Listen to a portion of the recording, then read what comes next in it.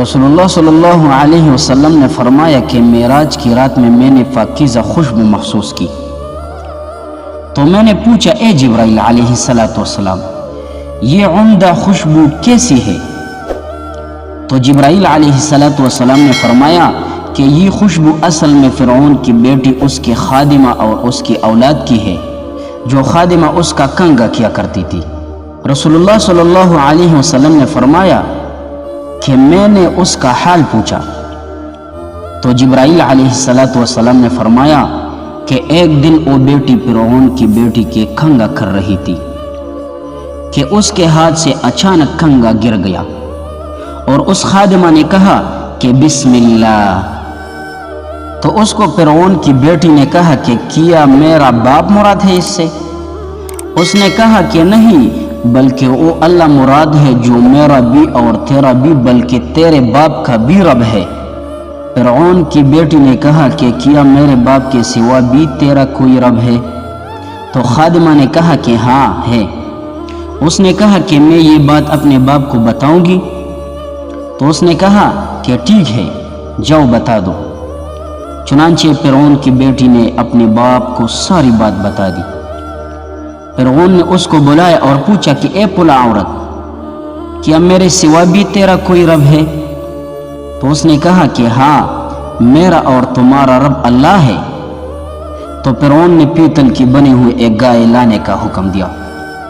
چنانچہ وہ لائی گئی، اس میں پانی ڈال کر خوب گرم کیا گیا، پھر اس خادمہ کے بچوں کو ایک ایک کر کے اس میں ڈالا جانے لگا۔ خادمہ نے اس دوران کہا کہ میری ایک خواہش ہے۔ فرعون نے کہا کہ تیری کیا خواہش ہے؟ اس نے کہا کہ میری یہ خواہش ہے کہ میری اور میرے بچوں کی ہڈیوں کو ایک ہی کپڑے میں ڈال کر ایک ساتھ دفن کر دیا جائے۔ فرعون نے کہا کہ ٹھیک ہے۔ چنانچہ اس کے بچے کو پیتل کے اس گائے کے اندر برابر ڈالا جاتا رہا، یہاں تک کہ اس کے شیرخوار بچے کی نوبت آئی، تو ماں اس کی وجہ سے بے ہمت ہونے لگی۔ تو بچہ نے کہا کہ اے اماں، مجھے بھی ڈال دو، کیونکہ دنیا کا عذاب آخرت کے عذاب کے مقابلے میں بہت ہلکا ہے۔ تو میرے پیارے دوستو، جو شخص اپنے دین پر قائم رہتا ہے اور اللہ جل جلالہ کے حکم کے مقابلے میں کسی ملامتگر کی ملامت سے نہیں ڈرتا، اس کو اللہ رب العزت اجر عظیم عطا کرتے ہیں، جیسا کہ فرمایا انما یوفی الصابرون اجرہم بغیر حساب، یعنی صبر کرنے والوں کو بے حساب پورا پورا اجر دیا جائے گا۔ اور دوسری جگہ اللہ رب العزت فرماتے ہیں ان اللہ مع الصابرین، یعنی اللہ رب العزت صابرینوں کے ساتھ ہے۔ جب بھی فتنہ اور آزمائش کا دور ہو تو صبر اور ثابت قدمی دکھانی چاہیے، بدلہ عمل کی جنس میں سے ہے۔ پیارے دوستو، اللہ تعالیٰ کے راستے میں جو بھی تکالیف اور مصائب آ جائے تو وہ انسان کے لیے اجر عظیم کا ذریعہ بنتی ہے اور اس کا درجات بھی بلند ہوتی ہے۔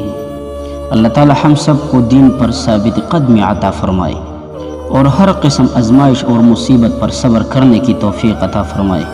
اللہ ہمیں اپنے نبی کی سنتوں پر چلنے کی توفیق عطا فرمائے اور نبی کی سنت تمام زندگی میں آنے کی توفیق عطا فرمائے۔